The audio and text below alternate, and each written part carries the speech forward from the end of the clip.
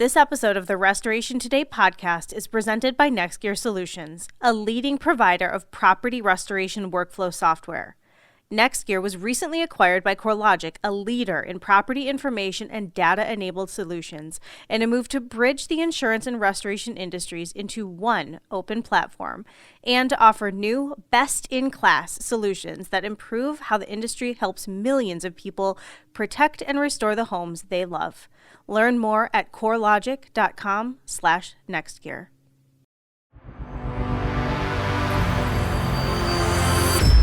I heard that you ran to your airplane. You asked for permission to go to the bathroom. Yes, before. I did. She gave it to me, which was quite relieving. Yes, it was wonderful. Yeah, I was pleased. I have a great story, Michelle, before we move into more serious stuff. So early on, we were going to go to an industry event, and I kept saying to Larry, when do you want to leave? When do you want to leave? Because I was always the person making the reservations. Okay. And he'd be blowing me off left and right. So finally, I just made my own reservation. And I said, this is when we need to leave. This is when we need to come back. Good luck. So Larry went and got his own flight. So we were both flying out of LAX. And he was going to Atlanta, and I was going to, like, Detroit or something. And then we were supposed to meet in Houston. So we walked to the gate together. And then Larry went to his gate, and I went to mine. And then when I landed in Detroit, my wife called and said, you need to get Larry's luggage when you fly into Houston Bush. And I'm like, why would I need to do that? He'll be there. And she said, he missed his flight. And I'm like, I saw him sitting at the gate. And she's like, he missed his flight. I got all these calls from clients, and I was taking calls, making appointments, because it was in the beginning. It was just stupid. I was making appointments, and all of a sudden I looked up. Oh, I think the flight left. Okay, I've heard of people like missing their stop on a train or a bus or whatever. I've never actually heard of somebody in the airport by their And I gate. walked up to the gate. On our next podcast, I'll tell you the second half of that story. So I walked up and I said, did I miss my flight? She's like, well, which one? I said, to wherever I'm going to land. And she goes, oh yeah, I left a while ago. I'm like, oh, shoot. Were they also calling your name over the PA? You know, people like when it's late. Potentially, Larry Wilberton, get to your gate. The doors are closing. I was like, so when I'll tell this portion. So when I got to Bush, I just stood at Larry's baggage claim. I didn't know what he had for luggage. He didn't have a bag tag. So I'm waiting, and I just see one suitcase going around. And then I opened it, and I'm like, I think those are his sneakers. I took it. I'm walking away with a bag on. Really hope this isn't somebody else's luggage. And how long you had to wait until the last one? Forever. Going around? Michelle, we don't have enough time. Trend. He's going to make the story way bigger than No. Missed the flight. That was about it. That is not true. There's way more to this story. We'll stop here. I feel like you guys must have a lot of travel adventures. It sounds like you have. Yes. A couple. Well, You can't make them up. Because Larry and I are polar opposites of each other, right? No kidding. Yeah. I would never have guessed that in 1,000 years. No. But, I mean, as much as that causes he and I some grief, it was really good for business because Larry would be the people person out there building our brand and, kissing babies and shaking hands. And I was back, running the guys and making sure the jobs got done. And I was putting out fires of all the people that he pissed off. Which is why you wear fire stuff at trade shows. Exactly. Yes. My husband remembered that. He's like, oh, that's the guy that was in the fireman outfit. Yep. I'm like, yeah. That. Put out fires. We had to put out fires all the time. Hey, are we okay here? I don't know where this went. Where we were. Oh, no. We got Sorry, Michelle. No, it's great. So I'm coming out of the elevator in Vegas with the fireman's outfit on. And Oh, yeah. goes, is everything okay? And I'm like, it just dawned on me. She thinks there's a fire upstairs. With your plastic. Everything's okay, man. Punchline. I stole the punchline. Sorry. My plastic hat. And I'm like, yeah, you're good. Like I should have had an axe over my shoulder. Actually, there's a fire on the 42nd floor. The funniest thing is I was telling that story at the show to all our industry friends, and every single one of them said the same thing. Don't they realize Larry has like a $2 Amazon toy hat on? I didn't get it. People aren't that observant. It was Vegas. They could have all been tired. Maybe that's it. It was very funny. So. Yeah. Okay, Let's so get serious here. Yeah. Larry, start with your background. Oh. I was born a Great. poor, white, black boy in Virginia. You can't say that. You can't say that. Steve Martin said that in The Jerk, remember? Yes. That's exactly what he said. Steve No, Martin. no. So we went to school in Keene, New Hampshire. Eric and I were roommates. And then I ended up moving out to California. And actually, Eric came out when we were in California for a while. And we stayed friends over the years. And I got in the computer business. And Eric was in the golf industry. And one day, I was in town where Eric lives. He said, hey, man, I'll come and visit. I was there on business. And he said, hey, cool, you going to be there tomorrow? I said, yeah, I'll be around. And he said, cool, I've got a job you can help me with. I'm like, okay, cool. I don't know what the job was, but I'm like, all right. Great. So, You're already laughing. Yeah, because he acquired an air duct cleaning business. He started an air duct cleaning business. And he had me helping him with the air duct cleaning. Free helper. Free helper for the Who's day. not going to take that? Yeah. So the best part was it was the middle of winter, and we had to clean the dryer vent. And the dryer vent, went to like the back of the house. So I handed Larry a bag, and I said, "Go out that door and go around." So Larry, because he's from California, he opened the door and he just sunk to like his 10 nipples in snow. I'm like, dude, where am I going to go from here? And he's laughing. Trudging through the snow. And then, of course, Larry wanted in. He wanted to buy. Yeah, that totally sold me. I had to sell him pretty hard. So, so then, Hang on, this is my story. Oh, okay. Yeah. So then we started, Eric was in Utah doing the business in Park City, etc. And I'm down in Rancho Cucamonga, California. I said, there's a lot more houses down here, and there's no snow, and we can do this all year round. So Eric moved down, and we started up my garage in Panera, and then the rest is history. Yeah, the first year and a half of our business, Panera was I was like, did you say Panera? Panera That was our business name was Shamrock. That was Shamrock World Headquarters. Yeah. Great. We would interview people there to hire, and I mean, everything. Yeah. So I like Panera a lot, so I'm in favor of that. I refuse to go in anymore because we just spent so much time there. So are you both still involved in Shamrock? We sold Shamrock 3 years ago. Okay. So Eric, your background. Larry told half of it. We've learned half of it now. So Larry and I were college roommates. Yep. And then when I moved to California as well because I wanted better weather than New England provided. So while Larry was doing his computer, I was VP of operations at a golf simulator manufacturing company. Okay. So I was there for, I think, like 11 or 12 years. And then after I left that, I moved to Utah and started the air duct cleaning business. I also was a certified home inspector. Okay. So I just wanted to do something new. And at the time, I just wanted to do something on my own. And then I realized that doing everything on your own is no fun. So then, like Larry said, we moved the business to California. I commuted every single week from Salt Lake to Los Angeles for the whole 10 years that we were in business. And you were married? I was married, 2 young children. Yeah. How'd that go? They're still around. That's good. Yeah, and so is the wife. Yeah. That's good. Gianna's still here. He lived with his wife, not so much. No, that didn't work out. She flooded our house too, and she didn't appreciate that. Like on purpose for a marketing thing? Yes. Restorers do that. Why do restorers do that to their properties? Derek Priest. I Gave us the know. idea. Derek Right Priest there. gave us the idea, so we flooded the house. We had the TV there, the local newspaper, and we made millions of dollars off that. Lisa Lavender has been talking about doing that to her house. Larry lost a wife, but we gained a They lot do of that business. too. So anyway, I should send her my video just and give her some You pointers. should. Yeah. You should. so Larry and I, we went through all the ups and downs that every other entrepreneurs have. We didn't know what we were doing. We would get a lot of work, but then we didn't know how to run the guys. We didn't have leadership skills. So People don't teach you in high school and college Yeah. how to run a business. That's And true. that is one of the downturns of the society that we have. I You're agree. taught to be a worker. And also, they don't teach you how to build relationships. Nothing you learn is about relationships, and how much of real business is relationship based. Real life. It's like Everything. That's, yeah. So, we struggled through the first few years, and there was also the Great Recession during that time, too. So we really struggled. I mean, I actually was living in our shop for the first 2.5 years when I was in California because we didn't want to spend the money on an apartment, So I just If it was 110 outside, it was 110 in my bedroom. Like, we built this little bedroom. Oh my and gosh. It was rough.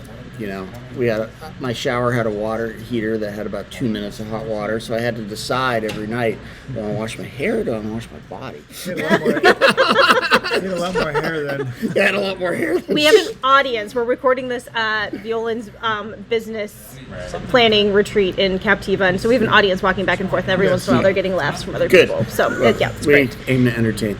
Yes. So anyway, Larry and I built that business up to a pretty good size, and then we sold it 3 years ago. And the reason that we were able to grow was because we started to invest in our team.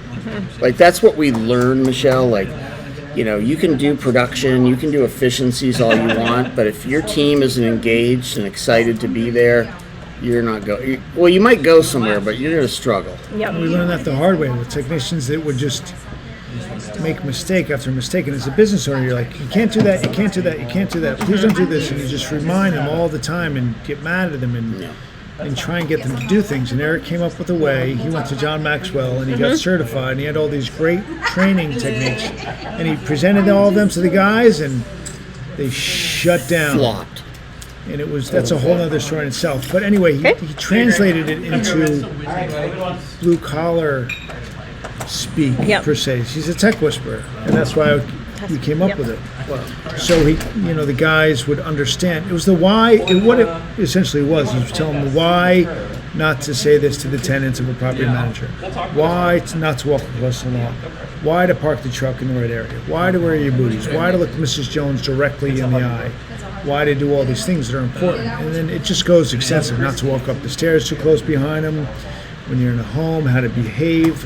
And all of a sudden they started catching on to they started like, oh yeah, that's so cool. And hey, when I was in a house the other day, I learned, that that was really helpful. And techniques to help the technicians, the things that they're not taught, like we were saying. Yeah. Our big thing was, we looked at the market and said, how can we separate ourselves? We've got every restoration franchise in town. We've got, in the Southern California market, there are as many restorers in our area that small towns have in their phone book. Yeah, you could, every corner there's a restorer. Michigan, Detroit area is that way, so that's interesting to know other markets are so like that. We're like, okay, well, how can we differentiate ourselves? And that was through having highly trained technicians. And so we started doing daily meetings every single day talking about what most people call soft skills. Yep. Conflict resolution, if they're angry, where to park the van, all the things Larry was talking about. And, what we did is, number one, engagement went way up because we're investing in them. So they're going to give back to us. Yep. But the second thing is that, I used to tell them, we are the best restoration company anywhere around. And they'd always say, well, how do we know, And then I'd point out, look at all the training that we're doing that nobody else is doing. And then what would happen is they'd be at the gas station gassing up and see a competitor, and they'd come back, and the next morning in the meeting they'd say, you should have seen how these guys look. Their shirts weren't even tucked in, And that's when Larry and I were like, we're on to something. Something's working. And our turnover almost disappeared. Wow. And that was huge because we had high turnover before because we're investing normal. in them. Yeah. So what is the difference between having a good, healthy morning tech meeting or death by meetings? Oh, this should be quick. Agenda. Quick. It should be quick and have an agenda. You get to your point quick, and you're not chit-chatting. Yep. This is what we're talking about. Let's move on because we got to get out in the trucks quick because that time that the guys are in the meeting, it's just burning money if it's not effective. If it's effective, you're making money with the time. Yeah, number one, I had a clock keeper. I'd be like this in the back of the room. Something like Come that. on, because he'd be going on and on. I'm like, 10 minutes, man, 10 minutes. What we realized that our people liked a rhythm. They wanted it to be start at the same time, end at the same time. And then so I started doing the same topics on Mondays, different topic every Tuesday, Wednesday. So they started getting in the grind of like, oh, this is what we do. And then, we do in-home behavior one day. We do personal development the next day because if they're not good at home, they're not good at work. So we're investing in their time away from work too. And then disc training and then sales training for our carpet team and service for our restoration guys. And I would have a lesson, 5 minutes, and then we'd have 5 to 7 minutes to talk about it, amongst each other, and then we'd have a couple more minutes just for housekeeping stuff. Okay. Yeah. And so it was 15 minutes or less every single day. And I used to start off every morning before Eric started. I'd crank the stereo in the shop with just crazy dance music. Okay. Or you know what I would do? Getting the excitement He'd start going. the lesson. And He'd start the lesson, and the next thing you know, Eric would start the lesson, and I just start cranking the music right in the middle of his lesson, and he'd get all aggro. sounds right. And everybody would laugh. yeah, so It'd it be became so a much show. fun. They were like, what crazy music is Larry going to play today? So he would go to the technicians before the meeting, because I'd be in my office, getting the meeting ready. And then they were all out in the shop, and we had big whiteboards and stuff. And Larry would be like, all right, guys, what music should I, and it would be like some gangster rap would just start blaring right in the middle of my Great. meeting. But they loved that. For sure. Yeah. I'm sure. And it would create then funny creates and laugh, excitement and in the people would morning. look I'd get forward to angry at being Larry, silly. they'd laugh, and then we'd get back to the meeting and go. So, It's just building culture. The whole thing was building culture and having them look forward to something to come to in the morning. And that's what it became. And if we didn't have a meeting, they'd be grumpy. So I'll give you. Yeah. Oh yeah. If you take the meeting away, once they're used to the meeting, what are we telling them? Money's more important than you are, Yeah. right? And they know Yeah. that. They can feel that. So we took the meeting away a few times because we were cash crunched, and it did not go well. So Interesting. all the old problems came right back. Yeah. Okay. So we actually at one point had to get up there and say, we will never take the meeting away again. We're sorry. We were prioritizing the wrong things. Wow. And then they're like, okay, we accept your apology and we'll go back to doing good work now. Who's the boss, right? I get The tail is wagging the dog. Yeah, well, the tail is the dog in a lot of ways. So we really knew we were onto something. We were at another group event, and a restoration company from Michigan actually said, hey, we're going to be in California. Can we visit? Okay. We're like, yeah, sure, come on. So, we did our morning meeting, and they were sitting in on that. And then after the morning meeting, Larry and I would always inevitably go out and, give hugs and high fives and help the guys get out the door. We're also out there, making sure they Yeah. leave quickly, Yeah. but we're making sure that they're happy. And so they all leave, and they're like, you guys actually like your employees. I mean, they were dumbfounded. And we said, no, we love our employees, and they love us back. And they were just like, I have no idea how you do that. And I'm thinking, you just watched us do it. You just watched it, yeah. But it was completely foreign to them. Did your culture and the kind of buy-in and investment you got from your employees over the years, did that help with your valuation as you were selling? 100%. Yeah. I feel like your team had to have been a huge asset to that. Because the company that bought us also had a good culture, Okay. and that's meant a lot to them. And we were also completely turnkey. We had built the system, so when they're like, we're getting good people who are engaged because they're used to having a good culture similar to the one of the purchaser, but also they were very systematic, so they knew they could plug and play our guys into their systems. Okay. So those two things are what increased value. So how did you, we're kind of going in a different direction here, but once you knew that you were going to sell, at what point did you tell your team? Was it once the papers were signed? Was it a little bit beforehand? How did that go, that process? That was right about when we were signing. Yeah, that's normal, but... Yeah, I it know was everybody- hard for us. It was so hard. We're still friendly with almost every person that worked for us, but they were resentful. Because they went to a bigger company. Okay. And even though they had a great culture, it was a little more corporate. Okay. And I think that they struggled with the lack of hugs and high fives and stuff like that. But And we were involved to day-to-day operation. I went over with the transition process with them. And great company, but the guys didn't have the same. Plus, it was a transition. It was a change. Yeah. They didn't expect yeah, it. Yeah. nobody They were in a likes good place. change. Yeah. So a lot of our former employees have, over time, left the company. So I think from our final group, It's okay. No, don't worry we about have it. like 8 entrepreneurs from that group. That's awesome. Isn't that cool? So we feel good about, we groomed That's really awesome. several young people. I mean, they were young. All of our, by the way, I think of a key importance, all of our employees were millennials. Every single one. And once we learned that we had to invest in them Yes. as people, and then, we were always talking about in our mission, that our purpose was to help people. And they really, believed in that. And that made all of that easier as well. Like, we had to not sit around and talk about profit margins and all that. Like, we could do that in our managers meeting. Sure. But with the whole team, we never talked about those things. How transparent were you overall, though? I know some millennials do kind of like to know, like, are we doing okay? Like, my job's going to be here tomorrow, right? So where was your level of transparency with your team, or because they just trusted you? Yeah, I think they just trusted us. Yeah, we didn't show them a lot of numbers. Although I think if we were doing it again, we would have used the great game of business and shown them all the books. Yeah. I mean, they knew some of the carpet side could see their production sheets, and the restoration saw their production because we would show, but they didn't know. Yeah. I think most people knew roughly where we were anyway. Probably. Yeah, you can kind of figure it out. Yeah, they all thought we were making millions, and yeah, we would occasionally, like at once a year, sit on a whiteboard and do like the big numbers, like revenue, cost of goods sold, fixed expenses, gross profit, net profit. We would show them that, and then we would then explain like this is why net profit's important. Like if we need a new van, if we need new trucks, if we need and that kind of stuff. So. Do you think there were any other things that you did within the company that helped the culture, helped retention, stuff like that, when it comes to like benefits or pay or anything like that, or was it a lot of it really rooted in this culture? Eric would hang out at the end of the day and spend time with them while they're unloading their trucks, see how the jobs were, just a little bit of time.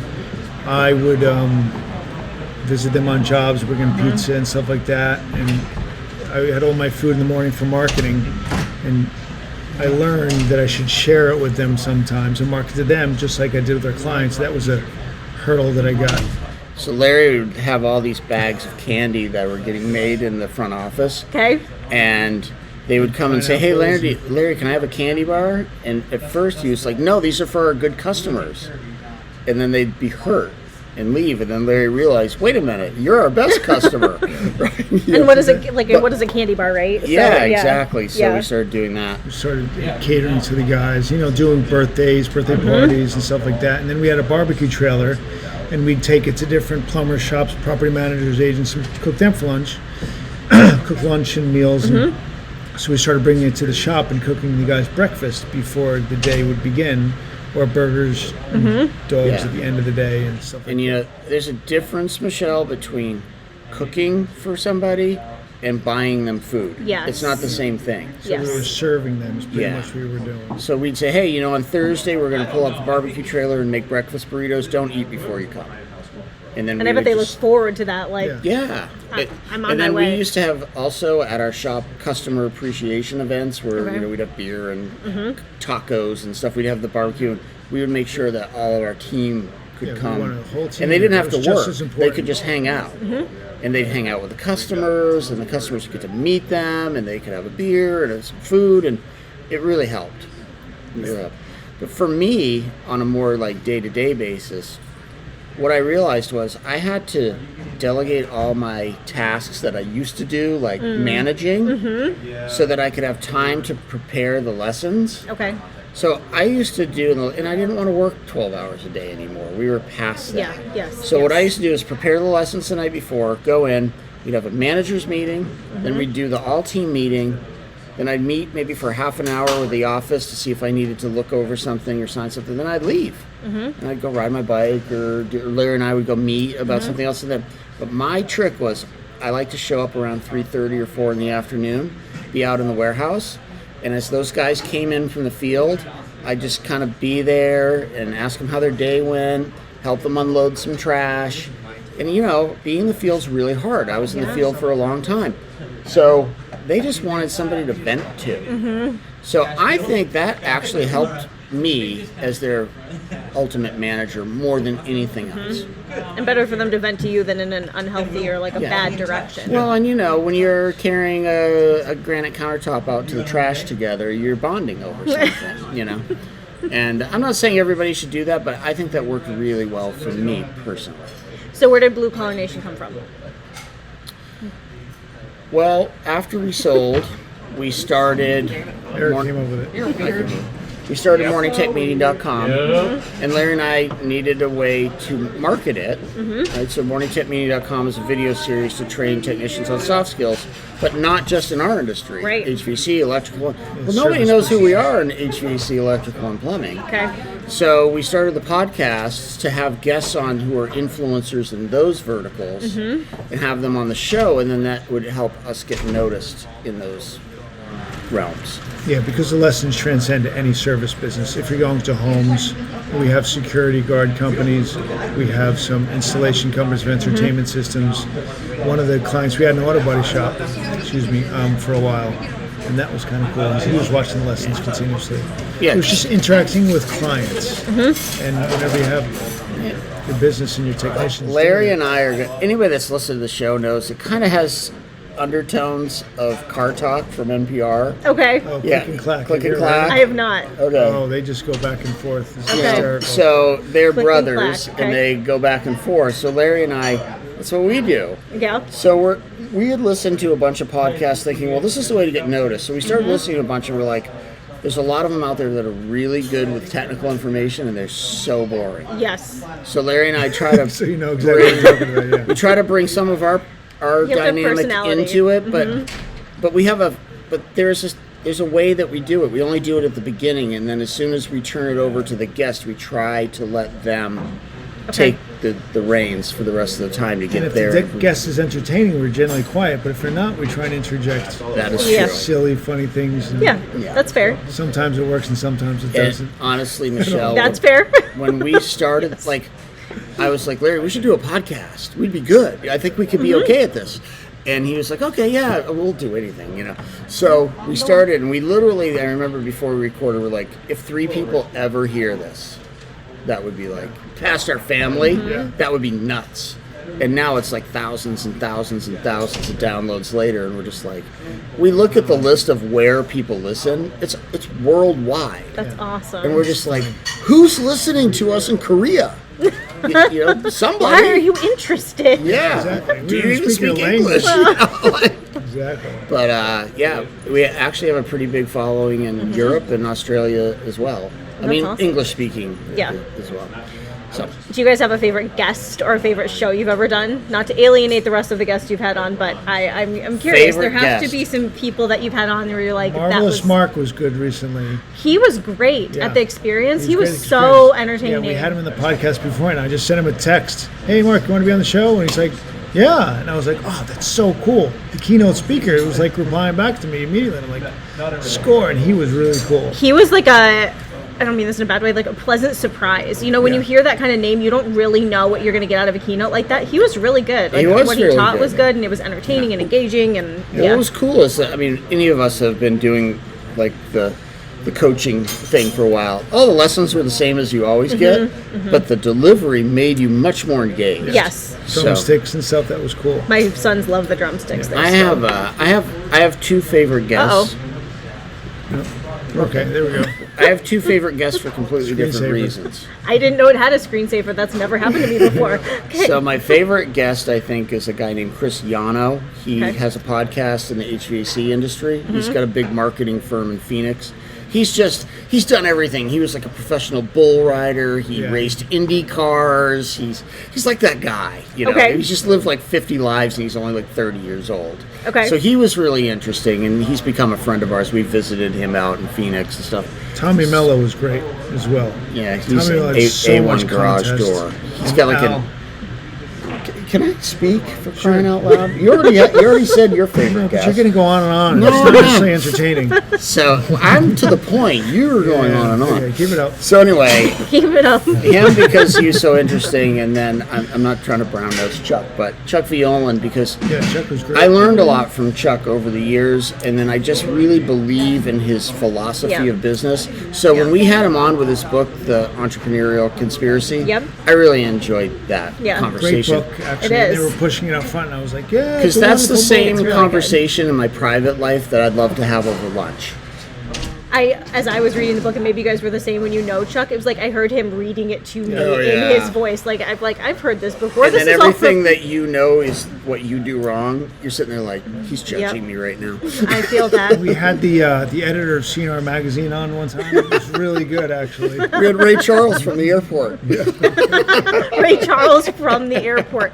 Yes, all the many stories with the sunglasses and in this dark boarding corner. flight 1267. I gotta go. You didn't miss that one, No, so I didn't miss that flight. We were all good. That's good. And we had, who else is here in the building that we need? Derek Priest has been on a couple Derek Priest has times. been on a few times. Yeah. Katie. Spot On Solutions, Katie as well. Katie which is pretty great. Cool.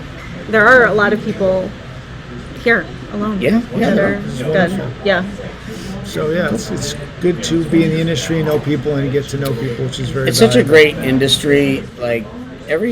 I'm always blown away every time we go to an industry event, how many just smart and super nice people you meet. Nice. Yeah. This industry is Because a lot of times, when you're in your local market, especially like ours in Southern California, which can be really cutthroat, you're not feeling that way about everybody in your industry. I'm sure not. So- I'm sure not. But you also don't see those people here. Yeah. So, what was business planning like for you here? Is this the first time you've been to business planning events? first time. So, how was it? Well, many business planning events, but this But one was this great. one VMA specifically. was Yeah. wonderful. Violand, Well, it's just more structured. Yeah. I mean, a lot It more is. you have- thinking time than just filling out a template, Okay. which was very valuable. yeah. So Yeah. for Larry and I, we were at this crossroads where we have certain decisions to make, and I think just being here and then them asking us the questions and having the materials to go work on it, and then we would just go out in the hall and then just start Yep. working on it. I mean, they give you the time to actually do deep thought. Yeah. And it's Yeah. time for me to tell Eric what he needs to know because he has all these ideas. Oh, South Seas Conference. This is why I didn't do it on Zoom, because I knew that that would happen. So we'd have to keep him in line, and we had time for me to let him know what needs to be done. I have a different take on that. I'm sure. Well, no. There's some truth there. I'm an ideas person, so I'll shotgun in 15 ideas, and then Larry and I will have to sort it out with getting me to Yeah, let two go of of 13 Yeah. of the 15 13. and say we're going to do these two. I said, We're gonna- which are the most fun? Let's pick those because Yeah, that's the ones we're going to go with. So I think we have a much better plan for 2022 than we did before we got here. Yeah. And were you planning for morning tech meeting? Is that the Yes. business you were planning Yeah. for? Okay, so you don't have to share all of it, but what are some of your goals moving forward now that you're here and you've been through this? So one of the big things is that we have such a unique product that nobody knows exactly what we do, and they actually get the podcast confused with our product Oh. because they're both okay. video often. Yeah. So we're really going to change our marketing, a lot of our copy, so Okay. that they understand the Messaging. difference between the two. And I mean, this sounds so basic, but we realize our elevator pitch or our explaining it is still no good because they don't. No, because they don't understand. It's one of those products that if you don't see it, it's hard to get your head around it. So when people ask you what you do, you're like, well, I have this video series. So we're working Okay. on that pitch. So that's one. Clarifying. And then number two is to really pick an industry and get that down first. Okay. Instead of trying to go, oh, we're going to hit it in all of the verticals, just pick one, which would be cleaning and restoration, because Sure. most people know us, and go deep on this one. And then, okay, we've figured this out entirely with this industry. Sure. Now let's move on to HVAC, and then let's move on to plumbing. Sure. So, like most entrepreneurs, we were being too broad. Yes. And you get that e-drift thing, that entrepreneurial drift, ooh, that's a shiny object Shiny over there. object. Yeah, that we're happens. super guilty of that. Yeah, most entrepreneurs are. It's hard to stay Yeah. focused. So what are some of the biggest changes you've seen in the industry over the years when you've been in it? There's been a lot that's changed and a lot that's the same. There's a lot of technology changes, and going to these trade shows and seeing the new products out there, and the new, the CRMs can Yeah. do so much more. Yep. And there's a lot of technology and a lot of management things that they can do with that. But at the end of the day, which we were trying to say in here, you still have to train your guys, and they still have to be functional, and they still have to think, and you can't just hire a guy that can fog a mirror. And that's pretty much what we're all up against right now. You got to retain your people, train them and retain them, and that's the biggest problem because people don't have the staff to do all the work. Well, I think with that technology, you still have human problems.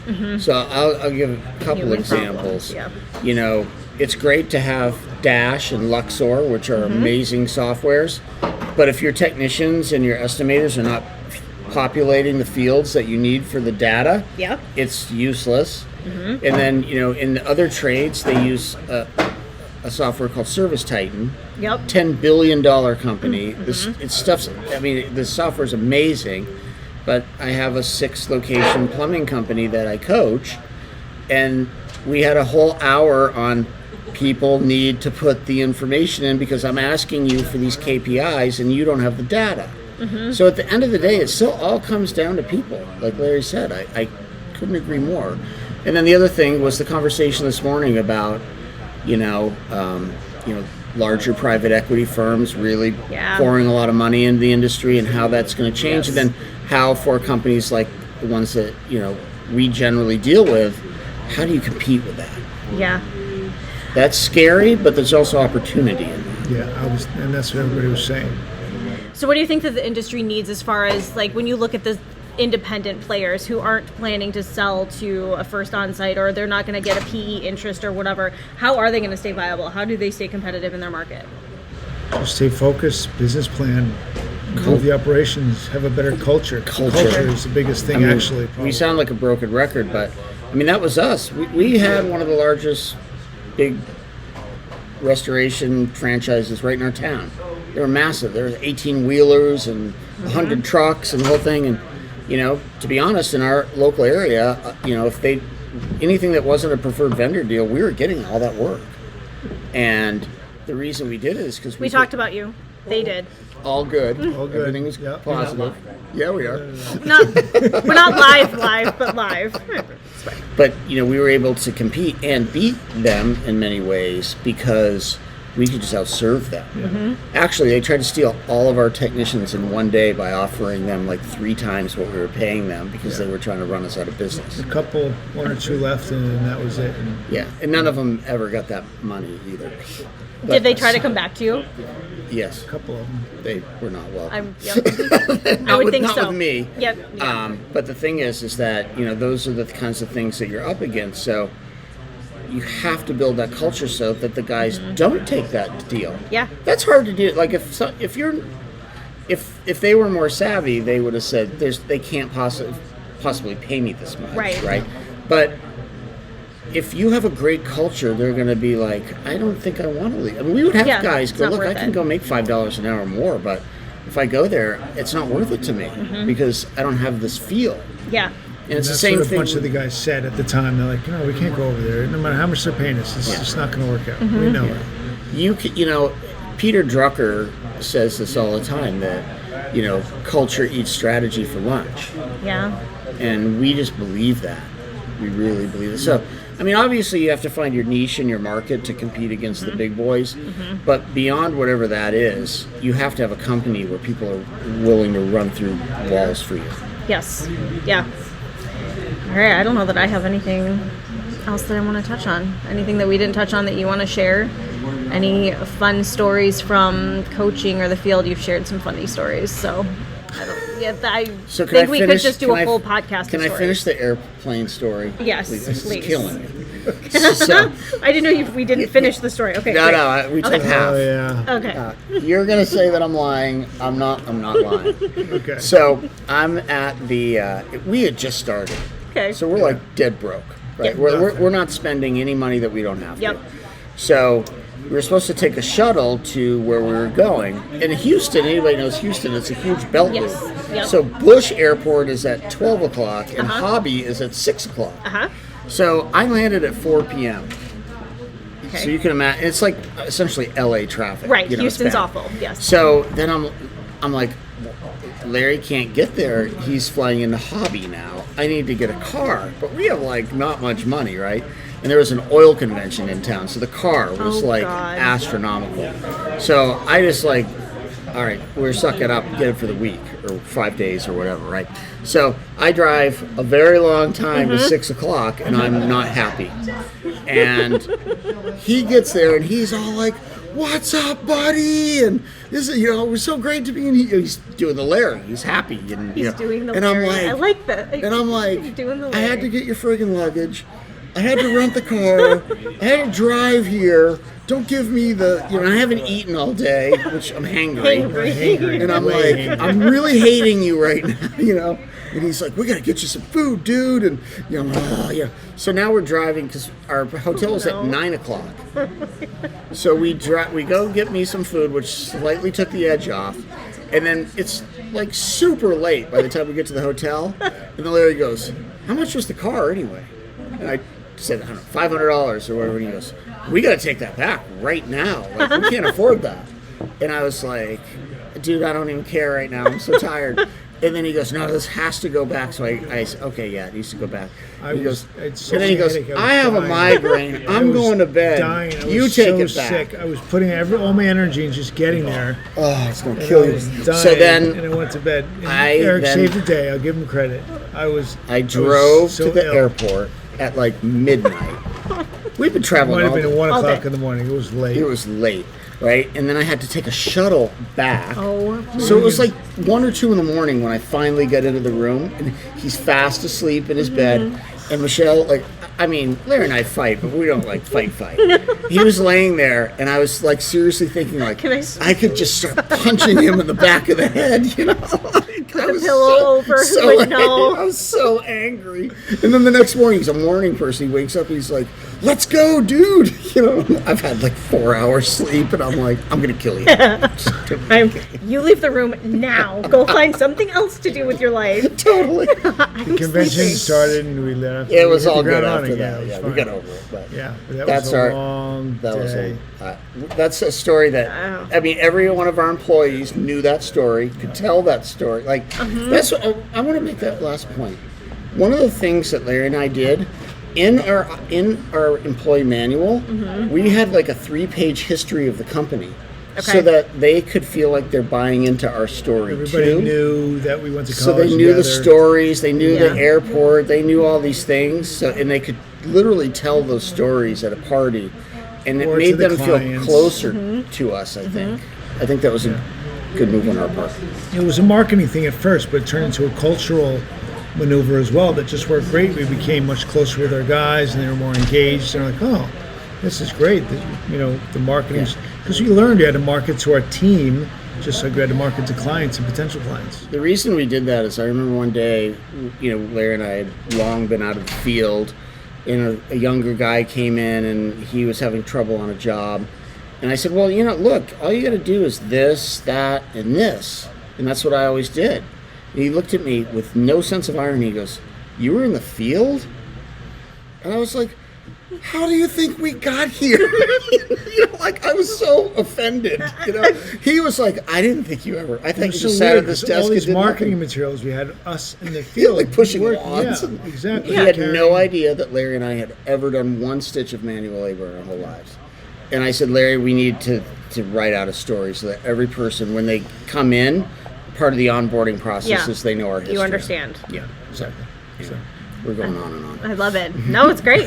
This was a good conversation and great stories. Thank you, gentlemen, very much for your time. You need little hands like the Diojo John Ives. Oh my gosh. Michelle, we need to talk. What the heck is that? I Crazy. love that guy. Should I edit in some clips in here? Exactly. Is the Diojo next? Are you going to take us over next in your hostile reign of terror? Do you need the music to be 9 times louder than our voice? Oh my gosh. An explosion or something in the middle of it. I'm like, how long does it take you to edit your stuff? I don't. You know who that drives crazy? The volume differential drives Jarrett Steer crazy. So before we started, he's like, John, don't edit this and make the volume all weird. And he's like, Jarrett is great. John is great. This industry. They're total opposites. That's yes. That's awesome. They actually have a dynamic that's similar to ours. Oh, really? Yeah, a We were little on the bit. podcast. yeah. He was so funny, and Oh, he was giving John us called a hard time. DoorDash. So Jared had to leave the go get the answer to the door. So, call DoorDash. He's gone. It was so funny. It was just cracking me up. In the middle of the podcast, Jared's like, I gotta go. He started the podcast with like a tiger head Mask. mask Yeah, mask. like, with a little my hand God. sticking out. And he kept going like this. So if you ever want to watch the podcast, it's on our YouTube channel. Okay. Oh, it's hysterical. It's pretty good. I don't know how okay. Well, yeah, I wanted Yeah, to you have really to go check that need- out, need to. obviously. I mean, Silly. it's the John Isaacson show for the first 10 minutes. Yeah. Oh, we just To- crying 100%. laughing. People need to understand his humor better, because I sat in one of his sessions at Core, and he would make jokes, and he's got kind of this dry humor, right? Yeah. And I'm like, that's funny, guys. That was a joke. Like, I'm laughing, and everybody's like, They just know what to do. That's Because if you funny. don't know him, you're not sure how to yeah, react. he's it's funny. It's Well, and if you read his books, which are Yeah. really great, Yep. you're like, how is this guy yes. doing this? Uh-huh. Like, it Content. doesn't. He had wonderful content. The books Yeah. were great. He's the best. Yep. Hysterical. We're going to have Awesome. him on soon for his next book, Project Managers. Yeah. Yeah, Yeah. Project Really Managers. good books. Yeah, right on. I love it. For more Restoration Today, visit our website, cnrmagazine.com, or find us wherever you get your favorite podcasts.